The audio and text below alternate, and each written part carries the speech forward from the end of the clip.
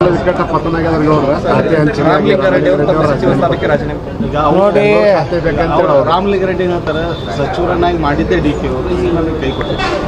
ನೋಡಿ, ರಾಮಲಿಂಗಾರೆಡ್ಡಿ ಅವರು ಈ ರಾಜ್ಯದಲ್ಲಿ ಒಳ್ಳೆಯ ಮಂತ್ರಿಗಳು ಮತ್ತು ಯಾವುದೇ ರೀತಿಯ ವಿವಾದಾತ್ಮಕ ಆಗಲಿ ಭ್ರಷ್ಟಾಚಾರ ಆಗಲಿ ಯಾವುದೂ ಸಹ ಇರಲಾರಂಥ ಒಬ್ಬ ಒಳ್ಳೆಯ ವ್ಯಕ್ತಿ.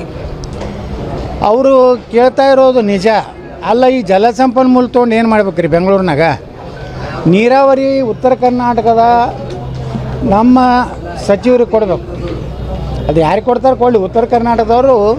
ಯಾಕಂದ್ರೆ ಕೃಷ್ಣ ಮೇಲೇ ಹೆಚ್ಚಿನ ಯೂಸ್ ಅದಾವೆ. ಕಾವೇರಿ ಕೃಷ್ಣ ಎರಡೂ ಬೇಕು. ಅದರೊಳಗೆ ಕೃಷ್ಣ ಮೇಲೆ ಹೆಚ್ಚು ಯೋಜನೆಗಳು ಇರೋದ್ರಿಂದ ಈಗಾಗಲೇ ಅದನ್ನು ಖಾಲಿ ಮಾಡಿ ಹೋಗಿಬಿಟ್ಟಾರೆ ಹಿಂದಿನ ನೀರಾವರಿ ಸಚಿವರು, ಅರ್ಥಾತ್ ಈಗಿನ ಮುಖ್ಯಮಂತ್ರಿಗಳು. ಮತ್ತೀಗ ಅಲ್ಲಿ ಏನೂ ಇಲ್ಲ, ಅದನ್ನು ಕೊಟ್ಟು ಬೆಂಗಳೂರು ಈ ಮಹಾನಗರ ಅನ್ನುವಂಥದ್ದು ಭಾಳ ದೊಡ್ಡ ಬಂಗಾರದ ಖನಿಜ ಇದೆ. ಪಾಪ ನಮ್ಮ ಕೃಷ್ಣ ಬೈರೇಗೌಡರು ಅಷ್ಟರ ದುಡ್ಡಿನ ವ್ಯಾಮೋಹದ ಮನುಷ್ಯ ಏನಲ್ಲ. ಆ ಒಂದು ಇಲಾಖೆ ಇಂಡೈರೆಕ್ಟಾಗಿ ತಾವೇ ನೋಡ್ಬೇಕಂತೇಳಿ ಮುಖ್ಯಮಂತ್ರಿ ಡಿ ಕೆ ಶಿವಕುಮಾರ್ ಅವರು ಈ ರೀತಿ ಒಂದು ಒಳ್ಳೆಯವರಿಗೆ ಕಾಲ ಇಲ್ಲ.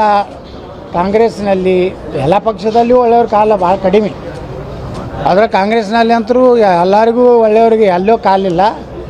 ರಾಮಲಿಂಗಾರೆಡ್ಡಿಯವರ ರಾಜೀನಾಮೆ ಈ ಸರ್ಕಾರದ ಒಂದು ಭವಿಷ್ಯದಲ್ಲಿ 20 ತಿಂಗಳ ಉಳಿದಿಲ್ಲ. ಈ ಸರ್ಕಾರದಲ್ಲಿ ಸಾಕಷ್ಟು ಭಿನ್ನಮತ ಪ್ರಾರಂಭ ಆಗ್ತದೆ. ನಿನ್ನೆ ನಮ್ಮ ಹಿಂದಿನ ಸಹಕಾರ ಸಚಿವರಾದಂಥ ರಾಜಣ್ಣ ಅವರು ಸಹ ಹೇಳಿದ್ದಾರೆ, ಅಹಿಂದವನ್ನು ಸಂಪೂರ್ಣವಾಗಿ ನೆಗ್ಲೆಕ್ಟ್ ಮಾಡ್ತಾ ಇದ್ದಾರೆ ಅಂತೇಳಿ. ಅಹಿಂದನೇ ನಮ್ಮ ದೊಡ್ಡ ಒಂದು ಶಕ್ತಿ ಇತ್ತು, ಅದನ್ನು ಕುಂದಿಸುವ ಕೆಲಸ ಮಾಡ್ಯಾರ ಅಂತೇಳಿ ರಾಜಣ್ಣ ಹೇಳಿದ್ದಾರೆ. ಈ ರೀತಿ ಅಪಸ್ವರ ಏನು ಪ್ರಾರಂಭ ಆಗಿದೆ. ಇವತ್ತು ಕರ್ನಾಟಕದಲ್ಲಿ ಮೊದಲೇ ವಿಕಟ್ ಪತನ ಆಗಿದೆ. ವಿಜಯಪುರದಲ್ಲಿ ಮೊದಲನೇ ಹೋರಾಟ ಪ್ರಾರಂಭ ಆಗಿದೆ.